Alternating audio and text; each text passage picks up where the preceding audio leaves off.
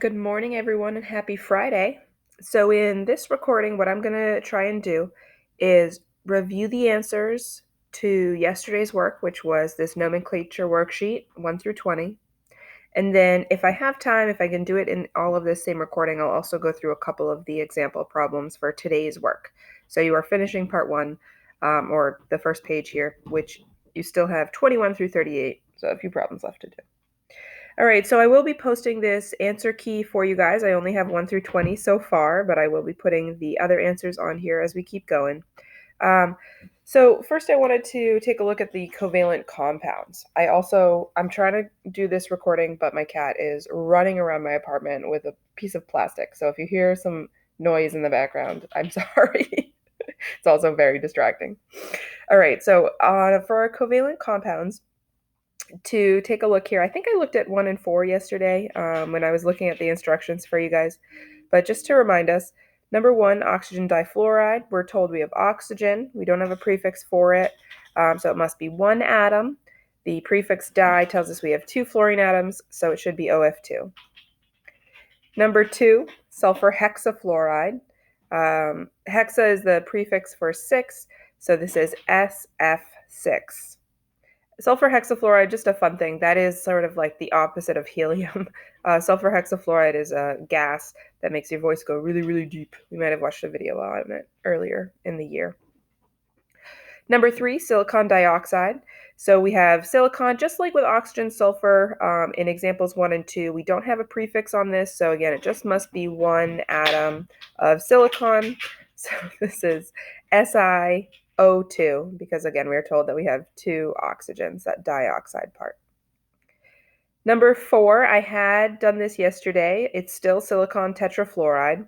I did want to say a note about it, though. I believe silicon tetrafluoride, this is not a real thing. Some of you guys were giving me some like silicon difluoride examples. And what I would say to that is, aha, I can tell you're using the internet. So too with number 5. Number 5, N2O. This should be dinitrogen monoxide. So again, we have nitrogen and oxygen. We have 2 atoms of nitrogen, so we use the prefix di, so it's dinitrogen. We have 1 oxygen. Because it is the second element, we are mandated to say that we have 1 of it, so we use the prefix mono. Again, you don't need the prefix mono for your first element, it becomes redundant, but for your second element, it is mandatory. So that's why number 5, N2O, is dinitrogen monoxide. If you guys gave me nitrous oxide, again, that's, aha, I can tell you're using Google. Don't sell yourself short. But the reason why nitrous oxide is a term for this, that's like water. So the way that I say the word water and it conveys H2O to you, so too would nitrous oxide convey N2O to someone else. The nomenclature, though, of dinitrogen monoxide, just like water would be dihydrogen monoxide, that is the chemical nomenclature that is expected for chemistry class. So also I would say if I said nitrous oxide to you, you would not know how many nitrogens and oxygens you have. So again, that's sort of like a common name for it, not a nomenclature like IUPAC type of naming system. All right, last one here for covalent, NO2. This is nitrogen dioxide. Again, 1 nitrogen, 2 oxygens, nitrogen dioxide. All right, moving right along here for our ionic compounds. Now, one thing I wanted to make sure that you were taking note of, 1 through 16, all of these nomenclatures, all of the names for all of these ionic compounds, they do not have Roman numerals on them. They just have 2 parts given to them. There's no prefixes. If there's a polyatomic ion, they're just named. So just to go through the like examples that we see here, sodium fluoride, barium cyanide, ammonium phosphate. Those are some I want to take a deeper look at. But for all of these, again, you'll notice it's just 2 words. So when we start looking on the right-hand side of our answer key for 17 through 20 today, you'll notice that as well. Just 2 words for these set charge ionic compounds. Just like sodium chloride. That's what I like to think about. So again, for our answer key, number 7, NaF, 1 atom of each. Number 8, potassium sulfide. Now, potassium has a +1 charge as an alkali metal, but sulfide, now you should note, it's not sulfate, it's not sulfite, it's sulfide. That IDE ending means it's an elemental form. We must have had sulfur. So sulfur has a set charge of 2- when it is in an ionic compound. Again, as a nonmetal, it can be in both covalent and ionic compounds because sulfur is paired up with a potassium, which is a metal. We know this is ionic. So sulfur has those 6 valence electrons. It needs 2 to have a complete octet. So the charge that it's going to form is a -2. Again, it's 2 away from a completed energy level or a complete octet. It's always going to gain 2 electrons in an ionic compound. Potassium can only contribute 1, so that's why we require 2 atoms of potassium. So that is K2S. I'm going to be doing a couple more examples with the next portion of today's work, but I am going to try and go a little bit quickly through these answers. Number 9, very similar. Barium has a 2+ charge and cyanide is only a -1. So this is Ba parentheses Cn and parentheses 2. Please make sure that when you are using cyanide, that polyatomic ion, your carbon and your nitrogen are both capitalized. It is not capital C lowercase n. Your n has to be capitalized for nitrogen. Number 10, magnesium nitrate, Mg parentheses NO3 and parentheses 2. 11, ammonium phosphate, parentheses NH4, parentheses 3, PO4. So again, phosphate has a 3- charge. Oh wait, we looked at this one yesterday. Phosphate has a 3- charge. It still does. Ammonium has a +1 charge. It still does, just like yesterday. So we need 3 of the ammoniums for it. Number 12, calcium iodide. Again, calcium is an alkali earth. Iodine is a halogen, so calcium has a 2+ charge. Iodine has a -1, so that's why you need 2 iodine atoms, so it's CaI2.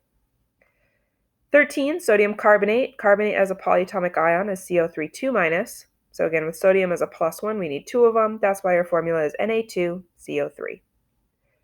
14, calcium chromate, CaCrO4. Coincidentally, they both have the same equal but opposite charge. So just one of each. 15, barium acetate. Barium has a 2+ charge. Acetate has a -1 charge, so it's Ba, parentheses, C2H3O2, end parentheses 2. 16, lithium iodate. They have equal but opposite charge, so it's LiIO3. All right, so moving over to our last few here, 17 through 20. What I would have you note is that although you have different combinations of atoms, we got KCl, which means we just have 1 potassium, 1 chlorine, versus 18, we have 2 sodiums and 1 oxygen. In 19, we have 3 magnesiums and 2 nitrogens. It doesn't matter how many atoms you have for any ionic compound. We are forced to have that sort of number of atoms that forces that ionic compound to be neutral. So that's what's happening. That's why we have 1 atom of potassium and 1 chlorine atom in 17, because it is just potassium chloride. There's only one way that a potassium ion and a chloride ion can come together, so we just name it. And this is true for all ionic compounds with a set charge. So you'll notice the naming nomenclature continue. 18, sodium oxide. 19, magnesium nitride. So again, just because we have magnesium and nitrogen, we just name them. They have set charges. There's only one way that a magnesium 2+ and a nitrogen 3- can come together. It has to be that formula for 19. And then lastly, Na2CO3, that is sodium carbonate. I wanted to be able to talk to you guys about were a couple examples for today's work. So you are continuing the rest of the front page of this worksheet. We will look at the second page of this document next week. Again, if you want to get a head start, you're welcome to, but all you have to do for today is 21 through 38. So for 21 through 38, the examples that we're going to look at are, 21, 26, we're going to compare 27 and 28, and we're going to compare 33 and 34. I will have my work that I'm doing on a piece of paper right now. I'll take an image of it and I will post it along with this recording. So first thing that I wanted to look at was 21. The only reason I wanted to take a look at 21 is because we're told in this worksheet this is an ionic compound. We have NH4C2H3O2. Nitrogen, hydrogen, carbon, some more hydrogen, and some oxygen. Those are all nonmetals. This looks like a bunch of nonmetals bonded together. That would mean it's a covalent compound. But wait. So what we're recognizing here is we have 2 polyatomic ions coming together.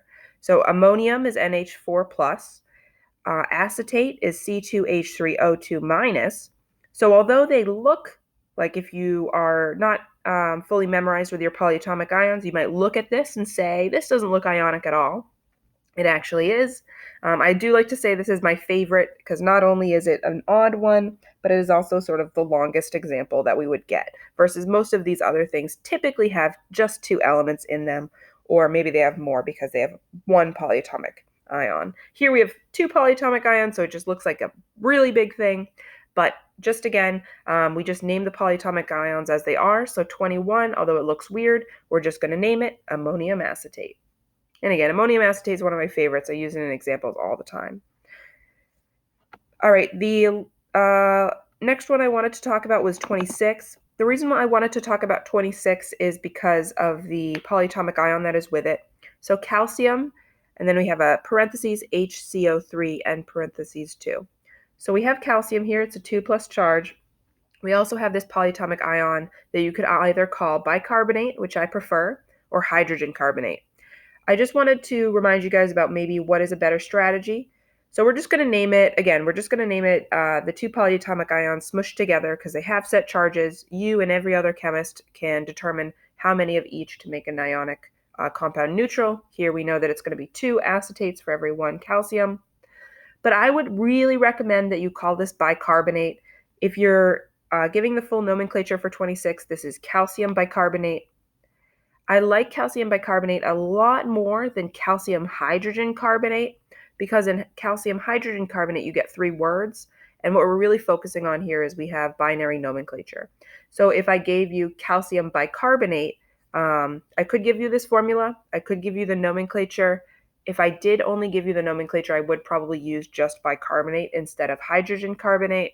And again, if anyone's feeling a little confused right now, I'm referring to how HCO3 minus has 2 names on our polyatomic ion sheet. It could either be called bicarbonate or hydrogen carbonate. Again, I think bicarbonate is the way that I will use it more commonly in class. All right, now I wanted to talk about these ionic compounds. So here's the kind of newer stuff. So I'll show you guys my work, but for right now I'm just talking through it, but I encourage you guys to have that image of my work that I'm attaching to this post up. So we're going to compare 26 and 28. Now 26 and 28 on this worksheet, you'll notice, are super similar. 27 says copper 1 oxide. We have 1 in Roman numerals. And then 28 says copper 2 oxide. We have 2 in Roman numerals. So what we're doing here is we're being told the charge of our copper in Roman numerals. You will not be told the number of atoms. The reason you won't be told the number of atoms is because it is your job as the student, the chemist, to say how many atoms of these ions creates a neutral ionic compound. The job of the nomenclature is to tell you which type of ion you're using.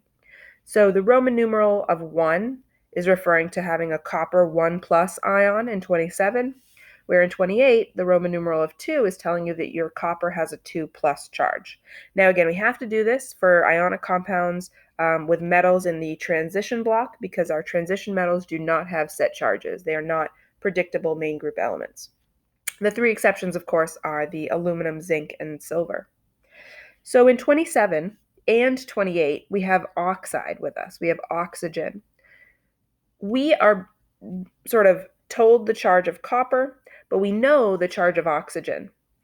So you'll see in my work that I remind myself, oh, I have a copper 1+, and oxygen has a set 2- charge.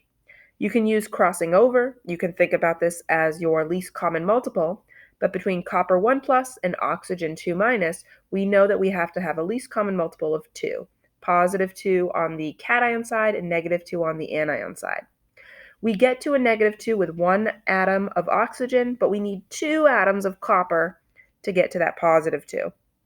So that's why you could use crossing over, you could use least common multiple, whatever works for you. So your formula for 27 should read Cu2O, where you have 2 atoms of copper and 1 atom of oxygen. Compare this to 28, where you have a copper 2+ ion, and you still have that set oxygen O2- charge. Now they have equal but opposite charges, so you just need 1 atom of each. They already balance each other out. So your formula is just going to read CuO. If you're using crossing over, you may accidentally give it as Cu2O2. That is